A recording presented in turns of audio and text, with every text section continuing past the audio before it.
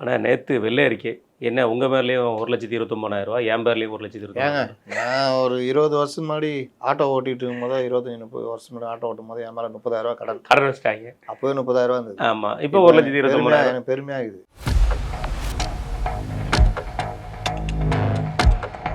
தங்கதண்டஸ் அவர்கள் சொல்கிற இன்னொரு குற்றச்சாட்டு, இந்த 78,000 கோடி 2025-26 ஏன் வந்தது அப்படின்னா, மத்திய அரசாங்கத்திலிருந்து நமக்கு வர வேண்டியதில் 41,000 கோடி ரூபா வரல. அந்த பற்றாக்குறையினால தான் 78,000 கோடி ரூபா கொண்டு போய் அதை அடுத்து கொடுத்துருப்பாங்கல்ல, அடுத்த வருஷம் வாங்காம இருந்துருக்கலாம்ல. அது நாங்கள் சொல்ல மாட்டோம்ல. அப்போ கடன் வாங்கி தான் நடத்துனீங்க, ஒத்துக்கிறீங்களா?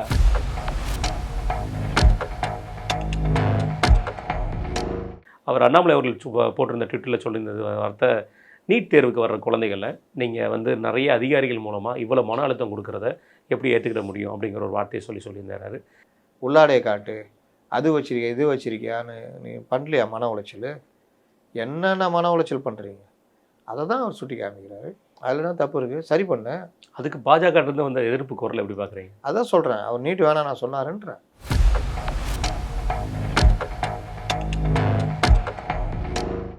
அதுலேயுமே லீக்கேஜுங்கிற வார்த்தையை தான் சொல்கிறாங்க. அது ஏன் ஊழலுங்கிற வேர்டை சொல்லாமல் லீக்கேஜ் அப்படிங்கிற வேர்டு, அது என்ன டேர்மா? நான் தான் சொன்னேன், ஆடிட்டிங் ரிப்போர்ட்டுன்றது வேறு, இன்டர்னல் ஆடிட்டிங் ரிப்போர்ட்டுன்றது வேறு.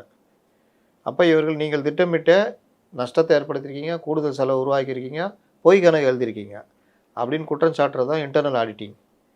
இன்டர்னல் ஆடிட்டிங் அறிக்கை தான் இல்லையே.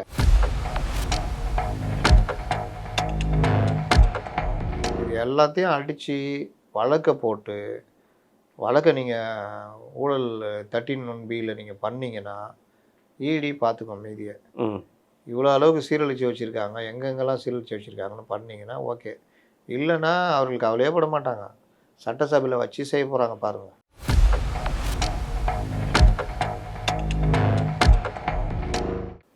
வணக்கம், இது உங்கள் டாக் வித் முத்தலைஃப். நான் உங்கள் வீரமணி. தமிழகத்தில் ஒவ்வொருத்தரோட தனிநபர் கடன், நம்ம மேலே இருக்க சுமத்திருக்க கடன் 1,29,000 தமிழ்நாட்டோட நிதி அறிக்கையில் வெள்ளை அறிக்கை விட்டுருக்காங்க. தங்கதண்டரசு அவர்கள் இதுக்கு எதிர்ப்பு தெரிவிச்சிருக்காங்க. இது மட்டும் இல்லாமல் கர்நாடக உள்துறை அமைச்சர் RSSக்கு எதிராக ஒரு கருத்து தெரிவிச்சிருக்கார். இந்த மாதிரி பல்வேறு விஷயங்கள் நம்ம பேச இருக்கோம். சப்ஸ்கிரைப் பண்ணாதவங்க சப்ஸ்கிரைப் பண்ணி பாருங்கள், ஹை பட்டன் ப்ரெஸ் பண்ணுங்கள். அது மட்டும் இல்லாமல் கொஞ்சம் லைக் பண்ணுங்கள். உங்களுக்கு எங்கள் மேலே எந்த அபிப்பிராயம் இருக்குங்கிறது அந்த லைக் மூலமாக தெரிவிச்சிங்கன்னா அது எங்களுக்கு ஒரு ப்ரொமோஷனுக்கு உதவும். அந்த லைக் தான் எங்களை வந்து வேறு விதத்தில் கொண்டு போய் கொடுக்கும். அந்த வீடியோவும் நல்லபடியாக மக்கள்கிட்ட ரீச் ஆகும்.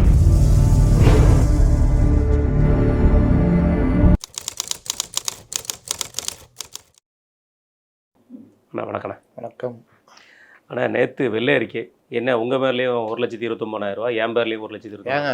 நான் ஒரு 20 வருஷம் முன்னாடி ஆட்டோ ஓட்டிட்டு இருக்கும்போது 25-30 வருஷம் முன்னாடி ஆட்டோ ஓட்டும் போது என் மேலே 30,000 கடன் வச்சிட்டாங்க. அப்போவே 30,000 இருந்தது. ஆமாம், இப்போ 1,29,000 எனக்கு பெருமையாகுது. ஆமாம், 1,29,000 என் பேரில் வாங்கியிருக்காங்கிற மாதிரி ஆயிடுச்சு.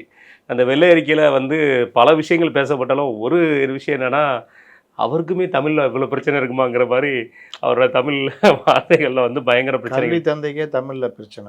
தமிழில் படிக்கிறாரு. அது என்ன மாதிரி தமிழ் தெரில, அது எப்படி எழுத்து கூட்டி படிக்கிறாருன்னு தெரில. அதில் நிறைய விமர்சனங்களும் இல்லைங்க. நீங்கள் யாரை வேணால் எடுத்துக்கோங்க, வாசிக்கிறதுன்னு இருக்குல்ல, நீங்கள் பேசுகிறதோ படிக்கிறதோ வேறு, வாசிக்கிறதுன்றது ரொம்ப பேருக்கு இடிக்கும். கண்டிப்பான. அந்த வெள்ளை அறிக்கை எப்படி பார்க்குறீங்க? வெள்ளை அறிக்கை வைப்போன்னு சொன்னாங்க, 20 நாளில் வச்சுருக்காங்க. நல்ல விஷயம், அது பாராட்ட வேண்டிய விஷயம். இவங்க தோலை உரிச்சிக்கிட்டே இருக்கணும், உரிச்சா மட்டும்தான் அவங்க கொஞ்சம் அடங்குவாங்க. இல்லாட்டி இது இந்த பாம்பில் ஒரு இது சொல்லுவாங்க, அதை துண்டு பண்ணி போட்டிங்கன்னா கூட அந்த தலை கூட கொத்திடும், வந்துட்டே இருக்கும். தலை கொத்திடும். நீங்கள் துண்டு துண்டாக வெட்டிட்டீங்கன்னா நம்ம பள்ளியிலே பார்க்கலானே, பள்ளியில் வந்து வாழை வெட்டினா வந்துட்டே இருக்கும். வாழை வெட்டுறதில்ல, பள்ளி வந்து அது ஒரு இயற்கை. இது என்னன்னா பள்ளி தப்பி ஏமாத்துறது, வாழை கட் பண்ணி விட்டு போயிடும். அது வால் துடுறதுல நீங்கள் பயந்துருவீங்க. சின்ன பசங்களாம் நம்ம பயமுறுத்துவோம், இந்த வாளுக்காகவே வரப்போகுதுன்னு. பாம்பு வந்து தலையை வெட்டிட்டு ஒருத்தன் என்ன பண்ணியிருக்கான், தலையை வெட்டி விட்டான். அந்த தலை வந்து ஏதோ இது பண்ணி அவனை கடிச்சிட்டு இருக்குது, ஆள் காலி. அதனால் அந்த மாதிரி இந்த சில இந்துக்களில் நடைமுறை இருக்குது, பாம்பை அடிச்சிட்டிங்கன்னா கூட அதை கொளுத்தி பால் ஊற்றிடணுன்னுவாங்க சாம்பல் மேலே. ஏன்னா அது ஏதோ சம்பிரதாயம். அந்த மாதிரி திமுக வந்து வெட்ட வர்ற ஒரு இது. அது அவர்கள் எப்படி பிரச்சாரம் பண்ணுவாங்க, எப்படி மடைமாற்றம் செய்வார்கள், அந்த மாதிரி விஷயம்லாம் கை தேர்ந்தவர்கள். இப்போ 5 சோபா மாடல் அப்படின்னு இதெல்லாம் வந்து இன்னைக்கு அவுடேட்டடு. 70களில் பேசியிருந்தா ஓகே, தாத்தா காலத்தில் பேசுனதை இப்போ உட்காந்து பேசி இப்போ உட்காந்து ஜென்சின்னு சொல்லிக்கிட்டு, ஆனால் இவர்கள் வந்து பூமர்களாக இருக்காங்க. ஆமாம். அதுதான் பிரச்சனை. அப்போ இந்த மாதிரி விஷயங்களில் திமுகவை அப்பப்போ தோல் உரிக்கணும். ஆனால் ஒழுங்காக தோல் உரிச்சாங்களான்னு பார்த்தா உரிக்கலையே. அதான் மேட்ரு. நீங்கள் நடந்ததை சொல்லியிருக்கீங்க, இவ்வளோ நிதி பற்றாக்குறை. அதில் இவருக்கு ரொம்ப வருத்தம். யாருக்கு? தங்கதானே சார். எங்களை சொல்கிறீங்க, ஏன் முன்னாடி இருந்த ஆட்சியை சொல்ல? ஆமாம், அது பின்னாடி பேசலாம் பார்த்தா நீங்க காமெடி. பண்ண சம்பவம் அந்த மாதிரி சாதாரண சம்பவம் இல்லை. இல்லை, அந்த சம்பவத்தில் ஒரு அசம்பாவிதம் பண்ணிட்டார் அண்ணன். ம். ஏன்னா இது வரைக்கும் 3 வெள்ளரிக்கை விட்டுருக்கீங்க. முதல்ல வந்தது 2001 வந்துச்சு. 91 to 2001 கணக்கு பண்ணாங்க. அதுக்கப்புறம் நாங்கள் 2021 விட்டுருந்தோம். அப்போ நாங்கள் வந்து 2006 2021 வரைக்கும் விட்டுருந்தோம். இவங்க எதுக்கு இந்த 5 வருஷம் மட்டும் விட்டுருக்காங்க அப்படின்னு சொல்லி கேட்டிருக்காங்க. அதுதான் சம்பவம். அந்த அளவு சம்பவம் பண்ணிருக்கீங்க. ஏன்னா போன வருஷம் நீங்கள் விட்டுட்டீங்களா, அப்புறம் எதுக்கு இது விடணும்? இது எப்படிப்பட்ட ஒரு, எனக்கு ஆச்சரியமா இருக்கு தங்கதனரசு அவர்களாம் அப்படி பேசுறதுங்கிற மாதிரி. என்ன அவருன்னா கொஞ்சம் படிச்சவர்களே, இந்த கட்சியில் இருக்கக்கூடிய லெவலில் திமுகல இருந்தால் அவ்வளோதான், அதெல்லாம் கணக்குலேயே வராது. அவர் தான் ரூவை கண்டுபிடிச்சாரு. பட்ஜெட்டு போடுங்கன்னா பற்றாக்குறை இல்லாத பட்ஜெட்டு, இப்போ நிதி மேலாண்மை பண்ணுன்னா அதை விட்டாச்சு. விட்டாச்சா ரூவா தெரியுதா? அப்புறம் என்ன தங்கம் தென்னரசு? இவங்க எல்லாருமே அதே தான். காமராஜர் சொன்ன மாதிரி ஒரே குட்டையில் உருண மட்டைகள் தான். அப்போ இவர்கள் என்னென்ன பற்றாக்குறைலாம் பல தடவை பேசிட்டோம். பற்றாக்குறை பட்ஜெட்டு, உபரி பட்ஜெட்டு. உபரி பட்ஜெட்டில் உத்தரப்பிரதேசம் எங்கே இருக்கிறாங்க, குஜராத் எங்கே இருக்கிறாங்க, காங்கிரஸ் ஆளுகின்ற கர்நாடகா எப்படி இருக்குது, இவர்கள் எல்லாம் எப்படி இருக்காங்க, திராவிட மாடல். குஜராத் மாடல் முன்னாடி திராவிட மாடல் நின்றுச்சா? நிற்கல. 17% கடன் உடைய பர்சன்டேஜ், உச்சபட்ச பர்சன்டேஜ் 30க்கு மேலே வாங்க முடியாது. நீங்கள் 28 வரைக்கும் வாங்கி வச்சுருக்கீங்க. இங்கே நிற்கிது கொஞ்சோண்டு 2% இப்போ தாவேக்காக்கு வாங்குறது. அந்த லெவலில் கொண்டு வந்து விட்டுட்டு, சரி விட்டீங்களே, எங்கெங்கெல்லாம் லீக்கேஜ்? வெள்ளை அறிக்கையில் அவர் சொல்கிறாரு, இவ்வளோ கடன் வாங்கிட்டு 10 லட்சம் கோடி. 10 லட்சம் கோடியா? 9.5 லட்சம் கோடி தான். நீங்கள் வந்து தொலைச்சிரும் ஊயின்னு 13.5 லட்சம் கோடி. 13,18,000 கோடி. இது ஏன் அந்த 3 லட்சத்தை நைஸாக விட்டுட்டீங்க? பொதுத்துறை காமிக்கல. டான்ஜெட்கோ, போக்குவரத்து கழகம், டியூசிஎஸ், அது இதுன்னு எல்லாம் சேர்த்தா 13 லட்சம், 3 லட்சத்து சில்லற கோடி. அதுவும் கவர்மெண்ட்டு தானே. ஆமாம். அப்போ இது எல்லாத்தையும் ஈடு கட்டணும். இந்த மாதிரிலாம் வந்திருக்குது. இதெல்லாம் வெள்ளை அறிக்கை வச்சிட்டிங்க. ஓகே, யார் பண்ணால் எந்தெந்த வகையில் இவர்கள் அந்தந்த துறையை சீரழிச்சிருக்காங்க? இப்போ மின்சாரத்துறைனா ஏன் 2,47,000 கோடி ரூபா கடன் இருக்குது? அது ஏன் சீரழிச்சிருக்காங்க? அதில் என்னென்ன பிரச்சனை? இவர்கள் அன்புமணி நேரடியாக குற்றச்சாட்டு, இன்னும் அவர் அறிக்கை வந்துச்சா? இன்னும் வரல, இப்போ வரைக்கும் வரல. அதுதான் நல்லா இருக்கும். அப்போ அந்த 2 லட்சத்தி அண்ணாமலைது இப்போ வேறு மேட்டரில் வீடியோ போடுற மேட்டரில் இருக்கிறார். இவர்கள்லாம் விட்டால்தான். ஏன்னா நேற்று நான் டிபேட்டில் நான் பார்க்கவே இல்லை. ஏன்னா பாதி சொம்பு அண்டா இதெல்லாம் கூட்டு வந்து உட்கார வைப்பாங்க. அதனால் நமக்கு மண்டை காஞ்சிடும். இருக்கிற இது கொஞ்சம் நெஞ்சத்துக்கு போயிடும். இங்கே எங்கெங்கெல்லாம் லீக்கேஜி, எங்கெங்கெல்லாம் முறைகேடுகள், ஏன் இந்த நிலைமை இயற்கையாக வந்ததா செயற்கையாக உருவாக்கப்பட்டதா, இதெல்லாம் நிதியமைச்சர் சொல்லியிருக்கணும். இப்போ மின்சாரத்துறைனா அதை நஷ்டம் இல்லாமல் கொண்டு போகிறதுக்கு என்ன பண்ணியிருக்கலாம், ஏன் நஷ்டம் ஆச்சு, இதெல்லாம் பண்ணதுனால தான் நஷ்டம் ஆச்சு.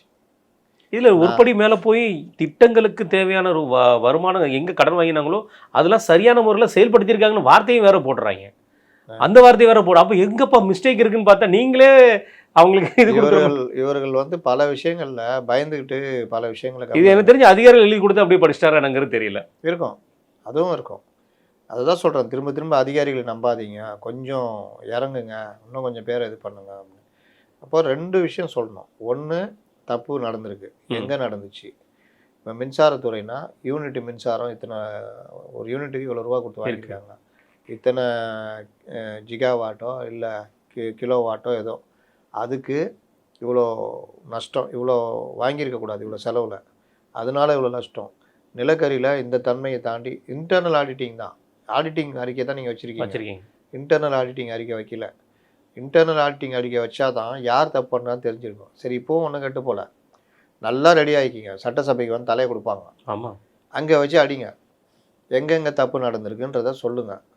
இப்போ டாஸ்மார்க்கில் ஒரு 10 அமலாக்கத்துறை அதிகாரிகளால் கண்டுபிடிக்க முடியுது. என்னது, டாஸ்மாகுக்கு ஆலைகள்லேருந்து வர்ற சரக்கை தாண்டி ஆலைகள்லேருந்து நேரடியாக தனியார் பார்களுக்கு சட்டவிரோதமாக நேரடி விற்பனைக்கு வர்றது பாதி, அதே அளவுக்கு. இதனால் வருவாய் இழப்பு இவ்வளோ ஏற்பட்டிருக்கு, இதனால் இத்தனை பேர் பயனடைஞ்சிருக்காங்கன்னு ஒரு 10 அதிகாரிகள் உட்காந்து இந்த ஆவணங்களை பார்த்து கண்டுபிடிக்கிறான்னா நீங்கள் என்ன பண்ணுறீங்க? எவ்வளோ பெரிய இது. இதை எல்லாத்தையும் சட்டசபையில் வச்சு வெளுங்க, பதிவு பண்ணுங்க, அதெல்லாம் ஆகணும். இந்த மாதிரி ஒவ்வொரு துறையிலும் எங்கெங்கெல்லாம் லீக்கேஜஸ் இன்றைக்கி டாஸ்மாகில் அப்போ 1,20,000 கோடி விற்குதா? நீங்கள் வந்து 60,000 கோடி தான் நேரடி கணக்கு, மீதி எங்கெங்கேயோ போகுது. அப்போ அதை சரிப்படுத்தி நேரடியாக விற்பனை பண்ணுறது மூலிமா நாங்கள் இவ்வளோ பணம் தேர்த்த முடியும். இந்த மாதிரி ஒவ்வொரு விஷயத்துலையும் ஒவ்வொரு துறையும் போக்குவரத்து துறையில் தனியார் பேருந்துகளில் மத்திய அரசு கொடுத்த மின் பேருந்து யூஸ் பண்ணாமல் நீங்கள் உங்கள் சொந்த பந்தங்களுடைய மின் பேருந்துகளை இயக்கிறதுனால எவ்வளோ நஷ்டம், அப்புறம் ஒவ்வொரு ரூட்லேயும் எவ்வளோ நஷ்டம். அப்போ அதெல்லாம் என்ன பண்ண போகிறோம்? நாங்கள் இருப்போம், பர்மிட்டு தனியார் கொடுத்து அவங்கள்ட்ட நாங்கள் இது வாங்கிப்போம். அந்த சேவையை கரெக்டாக பண்ணுறதை கண்காணிக்கிற வேலையை நாங்கள் பண்ணுவோம். இது ரொம்ப முக்கியம். அந்த இதுக்கு மட்டும் கவர்மெண்ட்டு பண்ணோம். இப்போ ஓலா ஊபர் நடத்துகிறாங்க, அதில் லாபம் அந்த ரேட் நிர்ணயம் உட்பட டிக்கெட் விலை உட்பட நாங்கள் தான் நிர்ணயிப்போம். ஆனால் ரூட் பர்மிட் கொடுத்துருவோம், பண்ணிக்கோங்க. அப்படி அரசு பஸ் இப்போ ஆம்னிலாம் 2,000 கோடி 3,000 கோடி சம்பாதிக்கிறாங்க. எனக்கு என்னென்னு அதை நீங்கள் கேஎஸ்டிசி மாதிரி கர்நாடகா ஸ்டேட் டிரான்ஸ்போர்ட் கார்பரேஷன் மாதிரி நீங்கள் ரெடி பண்ணிங்கன்னா ஆம்னிக்கு ஏன் போகிறோம்? இங்கே வர போகிறோம் வாய்ப்பே இல்லை. பஸ்ஸு நீங்கள் போயிருப்பீங்கன்னு நினைக்கிறேன், அந்த அனுபவத்தில் சொல்கிறீங்க. பார்க்கறதுக்கே நல்லாயிருக்கும் அந்த பஸ். நம்ம காருக்கு ஈக்குவலாக ஸ்பீடும் போவோம், மெயின்டெனன்ஸும் சூப்பராக வால்வோ அது இதுன்னு. அப்போது நம்மளும் அதுக்கு தனியார் பேருந்துக்கு ஏன் இணையாக மாறல? ஏன்னா பாதி பஸ்ஸு பாதி அரசியல்வாதி ஓடிட்டுருக்கு. ஆமாம். அப்போ நீங்கள் இப்போ யாருக்கும் உங்களுக்கு யாரும் பஸ்ஸு ஓடலை, தைரியமாக இறங்குங்க, தானாக நடக்கட்டும். அப்போது இந்த மாதிரி விஷயங்கள் பல விஷயங்கள் பால் சொல்லிகிட்டு இருக்கோம், தொடர்ச்சியாக பேசுகிறோம். பால் ஒரு இந்த இவங்க சொல்கிற திராவிட மாடலை தாண்டி குஜராத் மாடலு 98,000 கோடி ரூபா ஒரு வருஷத்துக்கு பாலில் எடுக்கிறாங்க. நீங்கள் திராவிட மாடல் 8,000 கோடி ரூபா எடுக்கிறீங்க. நம்மளை விட 90,000 கோடி முன்னாடி இருக்கான். பக்கத்தில் இருக்கிற கர்நாடகா 20,000 கோடி எடுக்கான். அப்போ நீங்கள் உங்களால் ஏன் முடியல? நீங்கள் இந்த 1,000 ரூபா கொடுக்குற பைத்தியக்காரத்தனத்தை விட்டுட்டு கறவை மாடு பல விஷயங்கள் பண்ணியிருந்தீங்கன்னா இன்றைக்கி அவர்களுக்கு ஒரு பொருளாதார சுழற்சி இருக்குமா? அப்போ இவர்கள் எவ்வளோ பெரிய நம்மளும் நல்ல அறிவாளிகள், எவ்வளோ பெரிய அறிவாளிகள். இந்த அறிவாளிகள் தான் கற்றுக் கொடுக்கும் என்னமா. இதுக்கு இவர்களுக்கு சப்போர்ட்டுக்கு மதிவதினி, கி வீரமணி, சுப வீரபாண்டியன், அவரு இவரு இந்துவில் ஒரு 10 பேர், ஆங்கில பத்திரிகையாளர் சத்யராஜை விட்டுட்டு சத்யராஜ், இதெல்லாம் என்னைக்கு கட்டப்பா மாதிரி பின்னாடி குத்த போகிறாருன்னு தெரில. அதாவது அவர் பொண்ணுக்கு 1000 ரூபா கொடுக்குற வரைக்கும் அவங்க ஒரு ஆகச்சிறந்த அறிவாளி, அவங்க பொண்ணு. அப்புறம் இன்னும் பல்வேறு அறிவாளிகள் இந்த இதில் இருக்காங்க. இவங்க எல்லாம் சேர்ந்துன்னு இவங்க அறிவை தாண்டி கொஞ்சம் ஸ்ட்ராட்டஜி டீம் வச்சுக்கிட்டு இந்த ரூலாம் கண்டுபிடிச்சாங்க. அந்த மாதிரி வச்சுக்கிட்டு சோபா மாடல் அரசு, அந்த மாடல் அரசு, சட்டம் ஒழுங்கு, வெண்டிலேட்டர்கள் இருக்கிறது. உங்கள் கவர்மெண்ட்டில் செத்தே போச்சு. அதனால் இந்த வார்த்தை சித்து விளையாட்டு, இதில் தான் விளையாடிக்கிட்டு இவங்க சாமர்த்தியத்தை காமிச்சிட்ருக்காங்க. இந்த அறிக்கை இன்னும் 2 விஷயங்களை சொல்லலை. என்ன தப்பு நடந்தது, எப்படிலாம் பணம் விரயமாச்சு, யார் பண்ணால், எந்தெந்த துறையில் பண்ணாங்க, இதை சரி பண்ணுறதுக்கு நாங்கள் இதெல்லாம் பண்ண போகிறோம். இது சொன்னால் தான் முழுமையான வெள்ளை அறிக்கையாக இருக்கும். இப்போ இவர்கள் ஓரளவுக்கு மேலாக்கில் சொல்லிக்கிறாங்க. அதுக்கே இது இப்போ வரைக்கும் கூட்டணி கட்சிகள் கூட இந்த செவ்வாழைகள் வாய் திறந்தாங்களா? நீங்கள் அண்ணன் திருமாட்ட கேட்டாங்க, அதுக்கு திமுக தான் பதில் சொல்லணும், நாங்கள் இல்லை. கரெக்டு தான், அடிச்சாரும் இருக்க பல்ட்டி கரெக்டு. அப்புறம் வேறு யாராவது இது யாராவது இன்னும் பார்க்கல யாரையும். திமுக பதில் சொல்லணும், இப்படிலாம் நடந்திருக்கு, அதை பற்றி சொல்லுங்கன்னு கேட்கணும். திமுகலேருந்து யாராவது வாய் திறந்தாங்கன்னா தகுந்தரசு அவர்கள் பேசியிருக்காரு. அப்புறம் வேறு இப்போ வரைக்கும் யாரும் பேசலை. முதல்வர் இன்றைக்கி ஒரு விழாவில் போய் கலந்துக்கிட்டாரு, அங்கே பேச வேண்டியதானே. அது மற்றது பேசினார். 12 மணி நேரம் டைம் இருந்ததில்ல படிக்கிறதுக்கு. ஆமாம், படித்து எடுத்து சொல்ல வேண்டியதானே. அது மற்றது தான் பேசினார் அவர். இந்த ஆட்சி இப்படி வந்துச்சு, குடும்பம்னா இப்படி இருக்கணும், சோசியல் மாடலு இதெல்லாம் பற்றி பேசியிருக்கதா இருக்குமே தவிர மற்ற இடத்துல. இதில் குறிப்பாக சொல்ல போனோன்னா 2021 இருந்த 43,000 கோடி ரூபா பற்றாக்குறை, வருவாய் பற்றாக்குறை. ஆனால் 2022-23 36,000 குறைஞ்சிருக்கு. அங்கே ஏதோ ஒரு ஒர்க்கு நடந்திருக்கு, பிடிஆர். அப்போ அதுக்கு அடுத்தது வந்து பார்த்தீங்கன்னா 47,000 சம்திங் போய் கடைசியில் இப்போ 78,000 கோடி ரூபா வருவாய் பற்றாக்குறை வந்து நமக்கு வந்திருக்கு. இந்த டெபிசிட்டோட இந்த கால அளவை எப்படி பார்க்குறீங்க? அந்த டெபிசிட்டோட கால அளவுக்கு மிக முக்கியமான ஒரு குற்றச்சாட்டாக பேசப்படுது, பிடிஆர் அவர்கள் கையில் இல்லை நிதித்துறை, இருந்திருந்தால் இன்னும் கொஞ்சம் முன்னேறி இருக்கும் அப்படிங்கிற வார்த்தை. ஆளாளுக்கு விளையாடிட்டாங்க, அவ்வளோதாங்க. நிதி சம்மந்தமாக தெரியும், நிதி மேலாண்மை தெரியாத ஆட்கள்லாம் நிதி கொடுத்து கண்டபடி விளையாடிட்டாங்க. அதனால தான் அந்த பற்றாக்குறை எனக்கு நான். இன்னொன்று கடன் வாங்கி செலவு, கடன் வாங்கி செலவு, அதுதான். அப்புறம் மத்திய அரசு கொடுக்கல, 29 பைசா கொடுத்தாங்க, அது எல்லாமே பொய்ன்னு வந்துருச்சு. நீங்கள் ஒழுங்காக மெயின்டைன் பண்ணாமல் உங்களுடைய பிரச்சனைகள்னால இறங்கிட்டீங்க. இது மாநில நிதி வருவாய் சொல்கிறேன் பாருங்கள். மாநிலத்துக்கு நிதி வருவாய், ஸ்டேட் ஓன் டேக்ஸ் ரெவென்யூ, மாநில ஜிஎஸ்டி எஸ்ஜிஎஸ்டி அதில் வர 50% கிடைக்குது. மதுபானங்கள் மீதான கலால் வரி, மாநில கலால் வரி, ஸ்டேட் எக்ஸைஸ் டியூட்டி, இதில் பெரிய அளவு வரி விதிக்கிற அதிகாரம் இருக்குது. பெட்ரோல் டீசலில் கிடைக்கிற வாட்டு இன்னைய வரைக்கும் அதில் ஜிஎஸ்டிக்குள்ளே விடாமல் பார்த்துக்கிறாங்க. அதில் பெரிய அளவுக்கு கிடைக்குது. இது இல்லாமல் முத்திரை கட்டணம், பதிவுத்துறை வருவாய், இது ரெவன்யூ டிபார்ட்மெண்ட்டில் ஸ்டாம்ப் டியூட்டி, ரெஜிஸ்ட்ரேஷன் ஃபீஸு இதெல்லாம். அப்புறம் வெஹிக்கிள் டேக்ஸ், மோட்டார் வாகன வரி, இந்த ரோட் டேக்ஸு, இந்த இது இல்லாமல் ஃபைன் போடுறது, காவல்துறை போட்டு வசூலிக்கிற மாதிரி. நில வருவாய் மற்றும் விவசாய வருமான வரி, இது விவசாய நிலங்கள் குறிப்பிட்ட நில பயன்படுது.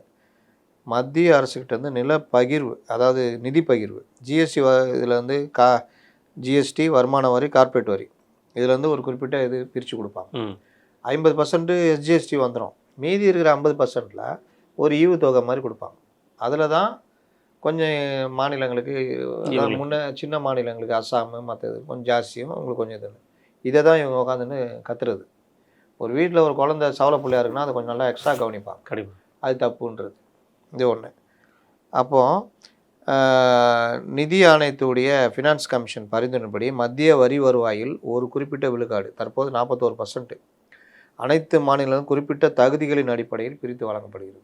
ஒருங்கிணைந்த ஜிஎஸ்டி ஐஜிஎஸ்டி, இது வந்து ஒரு மாநிலத்திலிருந்து மற்றொரு மாநிலத்துக்கு பொருட்கள் கொண்டு செல்லப்படும் விதிக்கப்படும் வரி. நுகர்வு நடைபெறும் மாநிலத்துக்கு இதன் பங்கு முறைப்படி வந்து சேரும். கனிம வளத்தை கடத்துறாங்கல்ல, அதெல்லாம் இதில் தான் வரும். 200% போட போகிறேன்னாருல. ஆமாம். மாநில அரசின் சொந்த வரிசாரா வருவாய், அதாவது ஸ்டேட்ஸ் ஓன் நான் டேக்ஸ் ரெவென்யூ, என்ன மாநில பொதுத்துறை நிறுவனங்களின் லாபம், ஷேர், அது போகும்.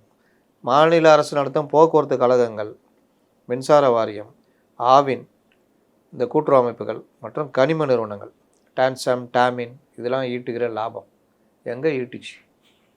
நீங்கள் தான் ஈட்டிக்கிட்டு போயிட்டீங்க. சுரங்கம் மற்றும் கனிம வள ராயல்ட்டி, இது ஏன் ராயல்ட்டி? அரசே வச்சுட்டு பண்ணலாமே. முதல்ல அந்த குறிப்பிட்ட அளவுக்கு மட்டுமே எடுத்தாலே பெரிய லெவலில் இருக்கும். அதுக்கு மேலே தானே சுரண்டிட்டு போகிறீங்க. அந்த அளவு எடுக்கிறதே அரசு ஏன் வச்சுக்கூடாது? நினச்சி பாருங்க, இடி வந்து ஐஐடியிலேருந்து ஒரு கேங் வாங்கடா, இது எங்களுக்கே புரியலங்கிற அளவுக்கு போச்சு.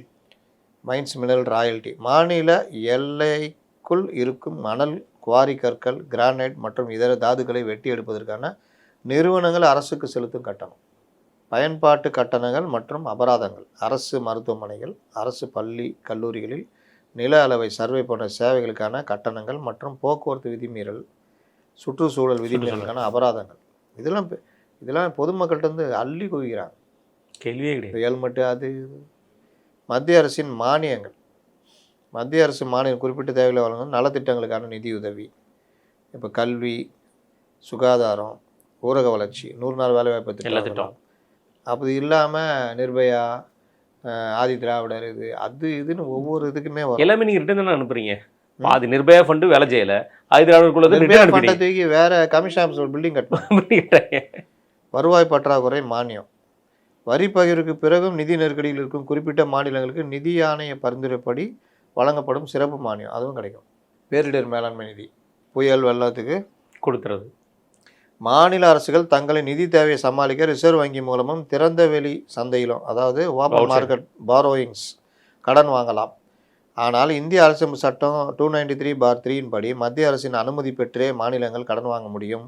மேலும் ஜிஎஸ்டி இழப்பீட்டுத் தொகை வழங்கும் காலம் முடிவுக்கு வந்துவிட்டதால் தற்போது மாநில அரசு தங்களின் சொந்த வரி வருவாயை பெருக்குவதிலே அதிக கவனம் செலுத்தி வருகின்றன. இதில் தான் அந்த 28% வரைக்கும் போனது. வாங்குகிற கடன் இது இருக்குல்ல, மொத்தமாக கூடி 30லேருந்து 32 வரைக்கும் போகலாம். ஆனால் அது கொதிநிலை இதான் நீங்கள் வந்து 28க்கு வந்துட்டீங்க. குஜராத் மாடலு 17 இருக்குது. ஆனால் நீங்கள் அங்கே பார்க்காதீங்க. கர்நாடகா 19 இருக்குது. அங்கே பார்க்காதீங்கல்ல சொல்கிறீங்க. பீகாரை பார். இப்போ புதுசாக மட்டும்னா பால் உற்பத்தியில் 4.5 கோடி லிட்டர் அவன் உற்பத்தி பண்ணிட்டு. புதுசாக பிஜேபி எங்கே ஆட்சிக்கு வந்திருக்கு, வெஸ்ட் பெங்கால் போய் பார் அப்படிங்கிற மாதிரி நீங்கள் அங்கே தான் கம்பேர் பண்ண சொல்கிறீங்க. இது ஒரு புறம் இருக்குன்னு கேரண்டீட் எக்ஸ்பென்சஸ் அப்படிங்கிற ஒரு விஷயம், அது வந்து குறிப்பாக சொல்ல போனால் இந்த சம்பளங்கள்லாம் ஒரு படி நம்ம பேசக்கூடிய விஷயங்களுக்கும், அரசாங்க சம்பளங்கள். ஆனால் அதை தாண்டி இந்த திட்டங்கள் இவங்க கொண்டு வர்ற அந்த தேர்தல் அறிக்கையில் சொல்லக்கூடிய விஷயங்கள் 65,000 கோடியிலேருந்து 1,72,000 கோடி ரூபாய்க்கு மாறி இருக்கு. இது எப்படி பார்க்குறீங்க? எந்த திட்டங்கள்? அதாவது இந்த இவங்களுடைய தேர்தல் அறிக்கையில் சொல்ல இந்த மகளிர் உரிமை தொகை, இந்த விடியல் பயணம், இந்த மாதிரி விஷயங்களுக்கு உண்டான எக்ஸ்பென்சஸில் 65,000 கோடியிலேருந்து 1,72,000 கோடி. அப்படி இல்லை, 25,000 கோடி ரூபா இந்த உரிமை தொகைக்கான இது. இதில் நீங்கள் 64% அது வந்து சம்பளம், ஓய்வூதியம், வட்டி, இதுக்கு 64% போடுது. திட்டங்களுக்கான செலவினம், இந்த மாதிரி இந்த உரிமை தொகை அது இதுன்னு அது ஒரு 25% போக 13% என்னமோ தான் நீங்கள் மற்ற இதுக்கெல்லாம் பார்க்கணும். இதில் கடன் வாங்குறாங்கல்ல, கடன் வாங்கிறத வந்து இவர்கள் சொல்கிறாங்க கடன் வாங்கி முறையாக செலவு பண்ணாங்க. கடன் எதற்கு வாங்குறீங்கன்றதை பொறுத்தா ஒரு நாடு வந்து இதாகும். மூலதனத்துக்கு செலவு பண்ணுறீங்களா, அல்லது கடன் வாங்கி கடனுக்கான வட்டி கட்டுறது, இல்லை வேறு செலவுக்கு பண்ணுறதுன்னா அது கடன். இப்போது நீங்கள் ஒரு ஃபேமிலி இருக்கீங்க, ஒரு நல்லபடியாக ஒரு பிஸ்னஸ் பண்ணிட்டு போய்கிட்டு இருக்கிறீங்க, வங்கியில் கடன் வாங்குறீங்க, ஒரு 5 கோடி ரூபா வாங்குறீங்க. அதை வச்சு ஒரு தொழில் தொடங்கி அதில் மாதம் வந்து ஒரு 20 லட்சம் 30 லட்சம் சம்பாரிச்சிக்கிட்டு மாதம் ஒரு 5 லட்ச ரூபா அடைச்சிக்கிட்டே வர்றீங்க. அந்த சொத்து 5 கோடி ரூபா சொத்தாக மாறிடும். அப்போ நீங்கள் முன்னேற்ற பாதையில் போகிறீங்கன்னு அர்த்தம். 2 கோடி ரூபா கடன் வாங்கி வெளிநாட்டு இன்ப சுற்றுலா, 2 காரு, அது இது தாம் தூம், அதுக்கு டிரைவர் 4 டிரைவரு, அங்கே போகிறது இங்கே வர்றதுக்குன்னு பண்ணியிருந்தா நீங்கள் எங்கேருந்து அங்கே இஎம்ஐ கட்ட முடியும்? எங்கேருந்து உங்களுக்கு வருமானம் வரும்? அப்போ என்ன ஆகும்? கீழே போயிடும். அப்போ நீங்கள் கடன் வாங்கி இன்னும் இதுக்கு போன பிறகு நீங்கள் கடன் வாங்குறீங்கள, அந்த கடன் வந்து வட்டிக்கு அடைக்கிறதுக்கும் இதுக்கும் போச்சுன்னா நீங்கள் வாங்குகிற கடன் மூலதன செலவுக்கு மாறலைன்னு அர்த்தம். ஆமாம். அப்போ என்ன ஆகுது? தமிழ்நாடு கவர்மெண்ட்னா ஆயிடுச்சு, இப்போ அவன் பண்ணுறான்னா, இப்போ உத்தரப்பிரதேசம் மற்றவனும் கடன் வாங்குறாங்க. கடன் வாங்காத யாருமே கிடையாது. இல்லை, இந்தியாவும் வாங்குது. அதே மூலதன இன்ஃப்ராஸ்ட்ரக்சருக்கு, எது சாலை, பாலம், இன்னும் பல இதுக்கு அடுத்த கட்டத்துக்கு நகரத்துக்கு இப்போது ஒரு முதலீடு இங்கே வரணும். இங்கே இன்ஃப்ராஸ்ட்ரக்சர் நல்லா இருந்தால் தான் வருவான். இங்கே இன்ஃப்ராஸ்ட்ரக்சரே நல்லா இல்லைன்னா வரமாட்டான். எங்கே இருக்கோ அங்கே போயிடுவான். ரீல்ஸ் போட்டால் வரமாட்டான். ரீல்ஸ் போட்டால் எப்படி வருவான்? பார்த்துட்டு போயிடுவான். வருமானம் எதாவது வரும். இப்போ ரீல்ஸ் கூட ரொம்ப வருமானம் கிடையாது. அப்போ இந்த மாதிரி பண்ணிட்டு இருந்தால் உங்களுக்கு ஆந்திராவை மற்றவங்க தட்டிட்டு போகிறாங்க. அப்போ நீங்கள் இன்ஃப்ராஸ்ட்ரக்சருக்கு ஏன் பண்ணலன்னா காசு இல்லை. சரி, காசு வாங்குறிய, கடன் வாங்கினி, என்ன பண்ண? அது இந்த மகளிர் உரிமத்தை கொடுத்தேன், அது கொடுத்தேன், இது பண்ணேன், கடன் வட்டி கட்டினேன், அது பண்ணேன், இது பண்ணேன், போச்சு. இவர்கள் எந்த அளவுக்கு நான் எதிர்பார்த்தேன்னா, இந்த அறிக்கையில் முதல்வர் மட்டும் இன்டர்னல் ஆடிட்டிங் மாதிரி கொடுப்பாங்க. முதல்வர் மட்டும் இந்த ஆடம்பர செலவு எவ்வளோ பண்ணியிருக்காரு? ஏன்னா நான் ஏற்கனவே சொன்னேன், விழாக்கள் வந்து ஜெயலலிதா குறைச்சிக்கிட்டு ஆஃபீஸ்லேருந்து திறந்து வச்சாங்க பெரும்பாலும். அதனால் இவர்கள் அப்படி இல்லை, சின்ன இது இருந்தால் கூட அது ஃபங்க்ஷனு, அதுக்கு ஒரு 1 கோடி 2 கோடி செலவு. கடைசி 6 மாதம் நம்மளை போட்டு கொண்டாங்க. எத்தனை பேர் வச்சாங்க விழாவின் பேர் வச்சு, இந்த முகாமாக நடத்தினாங்க. அதோட எக்ஸ்பென்சஸ் பார்த்தாலே போயிடும். ஒரு இதுன்னா இதுக்கு அங்கே போய் திறந்து வைப்பார், இங்கே போய் திறந்து வைப்பார். இது எல்லாமே இந்த மாதிரி ஒவ்வொரு துறையிலையும் என்னென்னலாம் பண்ணாங்க, விளம்பரங்களாக எவ்வளோ கொடுக்கப்பட்டது, அரசு விளம்பரன்ற பேரில் கட்சிக்கு விளம்பரம் தந்தாங்கல்ல, அது கூகுளுக்கு மற்றதுக்கு இந்த மாதிரி பல இதை தோண்டி எடுத்து இன்டர்னல் ஆடிட்டிங் பண்ணி கொடுத்தீங்கன்னா இவர்கள் வாய் திறக்க மாட்டாங்க. நீங்கள் உக்காந்துட்டு டிஃபென்ஸ் மோட்லேயே ஆடினீங்கன்னா அவங்க அஃபென்ஸ் மோடில் ஆடிட்டு தான் இருப்பாங்க. கண்டிப்பான இது தொடர்ந்துன இவங்க சொல்லக்கூடிய குற்றச்சாட்டு, அதாவது தங்கதனரசு அவர்களுக்கு சொல்லக்கூடிய குற்றச்சாட்டு, இதெல்லாம் இந்த வெள்ளறிக்கை விட்டதுக்கு இவங்க தேர்தல் அறிக்கையில் சொன்ன எந்த விஷயத்தையும் பண்ணாமல் இருக்க தவிர்க்கிறதுக்காக பண்ண முடியல. இல்லை, பண்ண முடியல. அதாவது நான் ஒரு ஹோட்டல் நடத்துகிறேன், நஷ்டத்தில் நடத்திட்டு போகிறேன். நான் வந்து நான் வந்து நல்ல சாப்பாடு தரேங்க, 50 ரூபாய்க்கு மீல்ஸ் கொடுக்குறேன், அது கொடுக்குறேன், நான் வரேன். நான் என்ன நினச்சேன்னா, அந்த ஹோட்டல் வாங்கும்போது இந்த ஹோட்டலில் ஓரளவுக்கு ஒரு 2-3 மாதத்துக்கான கூட்டம் வரும். கூட்டம் இல்லை, அட்லீஸ்ட் மளிகை சாமான், இன்ஃப்ராஸ்ட்ரக்சர் எல்லாம் இருக்கும், டேபிள் கீபிள் எல்லாமே இருக்கும், நம்ம அன்றாட மளிகை சாமான் வாங்கி நடத்தலாம் அப்படின்னு நினச்சிட்டு நான் வரேன். உள்ளே வந்து பார்த்தா தொடச்சி வச்சுட்டு போய்க்கிறீங்க, கட்டாந்தரம் மட்டும்தான் இருக்குது. அப்போ நான் இன்ஃப்ராஸ்ட்ரக்சருக்கு நான் வந்து ஒரு 20 லட்ச ரூபா செலவு பண்ணோம் வச்சுக்கிங்க, நான் எங்கே இந்த 50 ரூபாய்க்கு மீல்ஸ் கொடுக்க முடியும்? இதுக்கு நீங்கள் என்ன சொல்கிறீங்க? இன்னையா இந்த மாதிரி பண்ணிட்டு போய்க்கிறீங்க, இது வேறு இந்த ஹோட்டல் பேரில் வேறு லோன் வேறு, ஒன்றும் இல்லைன்னு பார்த்தா லோன் வேறு வாங்கி வச்சுக்கிறீங்க, நான் சீல் வச்சிருவேன்னு வர்றான் அவன். என்ன கேட்டால் எனக்கு தெரியாதுப்பான்றீங்க. இப்போ நான் தான் அது கடனை கட்டிக்கிற மாதிரி. இப்போ இவ்வளோ பிரச்சனையில் வச்சுருக்கீங்கன்னா, நீ வந்து 50 ரூபாய்க்கு மீல்ஸ் தரேன்னு சொன்னல, அது உன்னால் தர முடியல, அதனால தான் நீ இதெல்லாம் சொல்கிற அப்படின்னா, தர முடியாத அளவுக்கு தான் வலிச்சு வச்சிட்டிங்களே. ஆனால் ஒருவேளை முதல்வர் விஜய் அவர்கள் வந்து ஒரு 2 வருஷத்துக்கு நான் இந்த மாதிரி எந்த விஷயம் செயல்படுத்த முடியாது அப்படின்னு சொன்னால் மக்கள்கிட்ட நல்ல வரவேற்பு இருக்க தானே செய்யும். சொல்லிட்டாரு, என்னை நம்புங்க, நான் ஏமாற்றிட்டாரேன், நான் பண்ணுவேன் தானே சொன்னார். இப்போ விவசாயிகள் விஷயங்களில் ஏதாவது தானே பண்ணுறாங்க, பண்ணாமே இல்லையே. மறுபடியும் எதிர்ப்பு வருது, மறுபடியும் அதை பண்ணுறாங்க. முழுசும் பண்ண முடியாது. ஏன்னா ரிசர்வ் வங்கிக்கு விதி அந்த மாதிரி நபார்டு வங்கிக்கு நீங்கள் 2 மாதத்துக்குள்ளே பணத்தை கட்டியாகும். அந்த பிரச்சனைலாம் அவங்களுக்கு இருக்குது. அதனால் அவர்கள் பண்ணுறாங்க. இன்னொன்று நண்பர் ஒருத்தர் நமக்கு பதிவு பண்ணது என்னென்னா, விவசாயம் மூலியமாக தமிழ்நாட்டுக்கு வர்ற வருமானம் இதெல்லாம் பார்த்தீங்கன்னா 25%. இண்டஸ்ட்ரியலு மற்ற இதில் வர்றது 50%. ஆனால் இந்த விவசாயத்துக்கு தான் நம்ம அதிக கவனம் செலுத்திக்கிட்டு பணத்தை இது பண்ணிக்கிட்டு இருக்கிறோம். நம்ம விவசாயத்துறையில் லாபம் ஈட்டுகிற அரிசி ரகங்கள் மற்ற இதுக்கு நம்ம விவசாயிகளை ஊக்குவிச்சு கொண்டு போகிறோமானா இல்லை. அப்போ அந்த துறையை நோக்கி நம்ம நகரணும். இதெல்லாம் வந்து இந்த கவர்மெண்ட்டுக்கு நம்ம சொல்ல வேண்டியது. விவசாயத்தை நீங்கள் எந்த அரிசியை உற்பத்தி பண்ணுறாங்க, ரேஷன் கடையில் கொடுக்குற அரிசியும் சாதா அரிசியும் உற்பத்தி பண்ணிக்கிட்டு இருக்கிறாங்க. அது எத்தனை லட்சம் டன் விளைஞ்சா என்ன? நீங்கள் அரிசி கிலோ 15 ரூபா 30 ரூபா, கம்மியாக சொல்கிறேன், 150 ரூபா 200 விற்கிற இந்த இந்த முக்கியமான அரிசி வகைகள், உயர் ரக அரிசி வகைகள் நீங்கள் பண்ணீங்கன்னா அப்போ உங்களுக்கு கொள்முதல்லையும் செலவு கம்மி, அங்கே லாபம் சம்பாதிக்கலாம். வெளிநாட்டுக்கே கொண்டு போய் கொடுக்க முடியும். வெளிநாடு கொடுக்க முடியும். நீங்கள் ரேஷன் அரிசியில் போடுற அரிசியை கர்நாடகாவுக்கு இன்றைக்கும் வந்து அரிசியில் தான் பெரிய வருமானம். வேளாண் துறையில் பஞ்சாப்ல கோதுமை எவ்வளோ வருமானம். நம்ம ஏன் அதெல்லாம் பண்ண முடியல? அப்போ நம்ம விவசாயத்துறையை அதை நோக்கி நகர்த்தணும். தனி பட்ஜெட் போட்டேன்னு பெருமை பீத்திக்கிறது அழகு இல்லை. நம்ம விவசாயிகளையே அதை நோக்கி நகர்த்துற வேலை பண்ணணும். பிரதமர் ரொம்ப கவனம் செலுத்துறாரு. அது இந்த துணை பயிர்கள் இருக்குது, இந்த பயிர்களில் வந்து அந்த விஷயத்தில் ரொம்ப விவசாயம் இல்லாமல் விவசாயத்தில் இதையும் ஊக்குவிக்கணும்னு அதிகமாக சொல்கிறாங்க. ஒரே நிலத்தில் 3-4 வகையான பயிர்களை செய்ய முடியும். அந்த மாதிரி விவசாயத்தை ஊக்குவிக்கணும். அதுக்கான ஒரு மாடர்ன் திங்கிங் வரணும். மத்திய அரசு முன்ன மோசமாக இருந்த இந்திரா காந்தி காலத்துலலாம், காங்கிரஸ் காலத்துலலாம். இப்போ மாடர்னாக அவங்க திங்க் பண்ணுறாங்க. மாநிலங்களும் அதுக்கு இணையாக ஓடுறவங்க பொழைச்சிக்கிறாங்க, மற்றவங்க உக்காந்துட்டு இருக்கிறோம். மத்திய அரசுடைய நிதிகள், பல்வேறு நிதிகள் இன்றைக்கி இளைஞர்களுக்கு ஸ்டார்ட் அப்லேருந்து பல விஷயங்கள் இருக்குது. அது எல்லாத்தையும் அவர்களுக்கு விழிப்புணர்வு கொடுத்து பண்ணோன்னா நம்மளுக்கு சொத்தாக மாறுவாங்க அந்த இளைஞர்கள். கண்டிப்பாக பண்ணுறதே கிடையாது. அப்புறம் நீங்கள் எங்கேருந்து இதை விட்டுட்டு இது எதையுமே பண்ணாமல் தொடச்சி வச்சுட்டு போயாச்சு. இப்போ அச்சய பாத்திரமா இது கிருஷ்ணர் சொல்லுவார், துர்வாசர் வந்து அந்த சீடர்களோட வந்து திரௌபதிகிட்ட சொல்லுவார், நான் குளிச்சுட்டு வந்துடுறேன், பசியோடு வந்திருக்கேன், நான் குளிச்சா எப்படி இன்னும் பசிக்கும். இந்த அம்மா அப்போ தான் எல்லாருக்கும் சோறை போட்டு அந்த அச்சய பாத்திரத்தை கழுவி கவுத்திருக்கோம். இவர் வந்து பசின்னா எங்கேயும் சமையல் ஒன்றே கிடையாது, அந்த அச்சய பாத்திரம் தான் உண்டு. என்ன பண்ணுறது?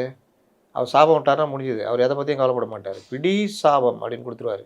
உடனே கண்ணா, ஆபத் பாந்தவா, அநாத ரட்சகா, இதுக்கு ஏதாவது வழி சொல்லு, நீ தான் எல்லாத்தையும் சமாளிக்கிற ஆளாச்சேன்னொன்னே அப்படின்றியா, சரி அந்த பாத்திரத்தை போய் பார், ஏதாவது ஒரு பருக்கை ஒட்டிக்குதா பார் அப்படின்னோடனே கழுவுனதில் மீறி ஒரு பருக்கை ஒட்டியிருக்கோம். இது போதும். அப்போ நீ வந்து இன்னையுடைய கோட்டாவை க்ளோஸ் பண்ணலன்னு அர்த்தம்.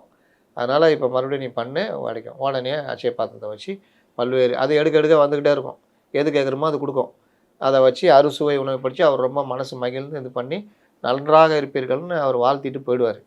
கண்ணை காப்பாற்றிடுவார். அந்த அச்சய பாத்திரமா தமிழ்நாடு பட்ஜெட்டு எங்கேயாவது ஏதாவது ஒட்டிக்குதா பார், அதை வச்சு.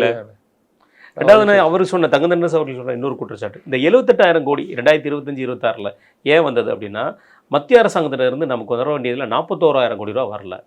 அது குறிப்பாக சொல்ல போனால் நிதி மேலாண்மையில் உள்ள அமௌண்ட்டு, கல்வித்துறைக்கு இருக்கிற அமௌண்ட்டு, அப்புறம் வந்து பார்த்திங்கன்னா ஜிஎஸ்டியில் வர வேண்டிய அமௌண்ட்டுன்னு சொல்லி வருஷப்படுத்தி சொல்லியிருக்கிறாரு.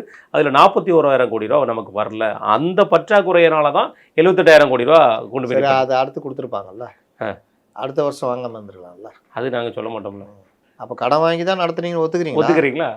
41,000 கோடி ரூபா வராதனால தான் நான் 78,000 கோடி ரூபா வாங்கணும். அப்படி தானே நடக்குது உங்கள் கவர்மெண்ட். அப்படி தான் நடத்திருக்கீங்க. அதையும் மேலே இழுத்து போட்டுக்கிறீங்க. இவர் என்னன்னு தெரியல, ஆட்சிக்கு வரமாட்டேன்னு நினச்சிருந்தார் போல். 2,500 ரூபா தரேன், 60 வயதுக்கு உட்பட்ட பெண்களுக்கெல்லாம் 2,500 கோடி. தமிழ்நாடு வரைக்கும் ஃபுல்லாக பயணம், இலவச பயணம், 6 சிலிண்டரு, இதெல்லாம் நடக்கிற காரியமா? நான் அப்போவே சொன்னேன், இது மின்சாரம் 200 யூனிட் எல்லாருக்கும். நல்ல வேலை அதில் லைட்டாக மாற்றி கொண்டு வந்துட்டாங்க. இதில் நான் இன்றைக்கி பார்க்குறேன், ஒருத்தர் எனக்கு ஃபோன் பண்ணி, என்னங்க முதியவர்கள்லாம் ரொம்ப பேர் ஆகிட்டாங்க அப்படி இப்படின்னு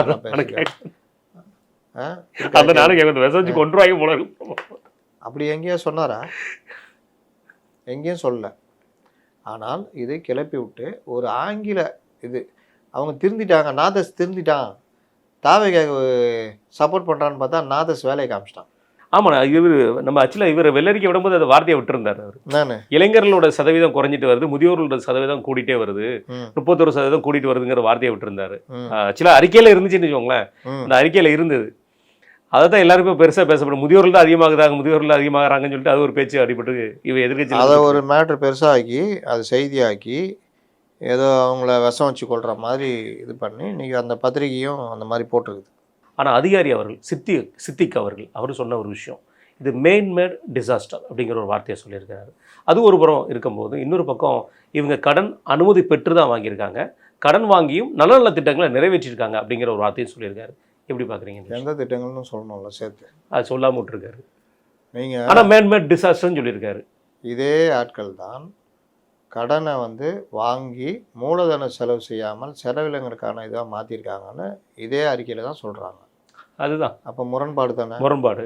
நீங்கள் கடன் வாங்கி அதன் மூலிமா, நான் இப்போ அதானே சொன்னேன், ஒரு 5 கோடி ரூபா கடன் வாங்குறீங்க, அதை ஒரு தொழிலில் போட்டு விருத்தி பண்ணி அதில் வர லாபத்தில் கட்டிட்டு மீதி அதை மிச்சப்படுத்தணுமா, அது நமக்கு சொத்தாக மாறும்.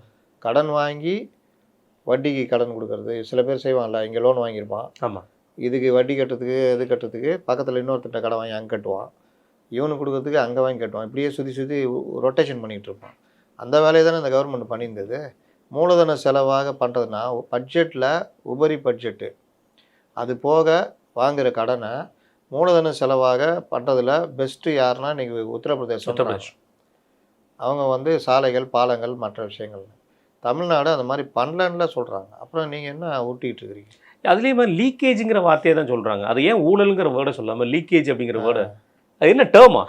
நான் தான் சொன்னேன், ஆடிட்டிங் ரிப்போர்ட்டுன்றது வேறு, இன்டர்னல் ஆடிட்டிங் ரிப்போர்ட்டுன்றது வேறு. 50 பேரை வச்சு கூட்டம் போட்டோம், அதுக்கு செலவு 10 லட்ச ரூபா அப்படின்னா ஆடிட்டிங். ஓகே, 10 லட்ச ரூபா பில்லுக்கு தாப்பா, அதுக்கு தான் ரைட் ஆடிட்டிங். இன்டர்னல் ஆடிட்டிங்கு 50 பேரை வச்சு கூட்டம் போட்டதுக்கு எதுக்கு 10 லட்ச ரூபா செலவு, எதுக்கு 5 காரு, 5 காரில் 3 காரு தான் பில்லு வந்திருக்கு, 2 காரு வந்து பேரில் சொல்கிறீங்க. அப்புறம் சாப்பாடு 3 வேளை போட்டதாக சொல்கிறீங்க. ஸ்டார் ஹோட்டலில் எதுக்கு வாங்கினீங்க? சாதாரண இதில் இப்போ ஒரு சாப்பாடு 1500 ரூபா, ஏன் 400 ரூபா விற்கிற சாப்பாடு ஏன் வாங்கலை? இதெல்லாம் தான் இன்டர்னல் ஆடிட்டிங். அப்போ இவர்கள் நீங்கள் திட்டமிட்டு நஷ்டத்தை ஏற்படுத்தியிருக்கீங்க, கூடுதல் செலவு உருவாக்கியிருக்கீங்க, பொய் கணக்கு எழுதியிருக்கீங்க அப்படின்னு குற்றம் சாட்டுறது தான் இன்டர்னல் ஆடிட்டிங். இன்டர்னல் ஆடிட்டிங் அறிக்கை தான் இல்லையே. இல்லை, இதில் என்னென்னா ஒரு வேதனையும் சொல்ல போனால் இந்த துறை அதிகாரிகள்லாம் சேர்ந்து அரசாங்கத்தை காப்பாற்றினா நல்லதுங்களாம், ஆனால் கட்சிகளை காப்பாற்ற வேண்டிய சூழல் தள்ளப்பட்டுருச்சானுங்கிறது தெரியல. அதாவது அதிகாரிகள் என்ன சொல்லணும்னா, சார் ரொம்ப அடிக்க வேணாம், இது மட்டும் சொல்லிக்குவோம், ரொம்ப அடித்தா பிரச்சனை அப்படி இப்படின்னு. இது எல்லாத்தையும் அடித்து வழக்கை போட்டு, வழக்கை நீங்கள் ஊழல் 13(1)(b)யில் நீங்கள் பண்ணிங்கன்னா இடி பார்த்துக்கோ மீதியை. இவ்வளோ அளவுக்கு சீரழித்து வச்சுருக்காங்க, எங்கெங்கெல்லாம் சீரழித்து வச்சுருக்காங்கன்னு பண்ணிங்கன்னா ஓகே. இல்லைன்னா அவர்கள் கவலையே பட மாட்டாங்க, சட்டசபையில் வச்சு செய்ய போகிறாங்க பாருங்கள். கண்டிப்பான இது ஒரு புறம் இருக்க அண்ணாமலை அவர்களுடைய ட்வீட், அது தொடர்ந்து பல சர்ச்சைகள், பல வார்த்தைகள், அதாவது ஒரே குடும்பத்திலிருந்து அண்ணன் தம்பிகளுக்குள்ள பிரச்சனைங்கிற மாதிரி நேற்று ஒரே நாளில் அவ்வளோ ஒரு பிரளயம்.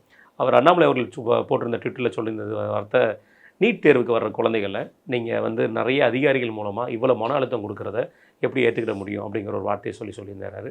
இந்த குற்றச்சாட்டு எப்படி பார்க்குறீங்க? நீட் தேர்வு வேணான்னு சொல்ல அவர். ஆமாம், சொன்னாதான் நீங்கள் கோபித்து கொள்ள வேண்டும்.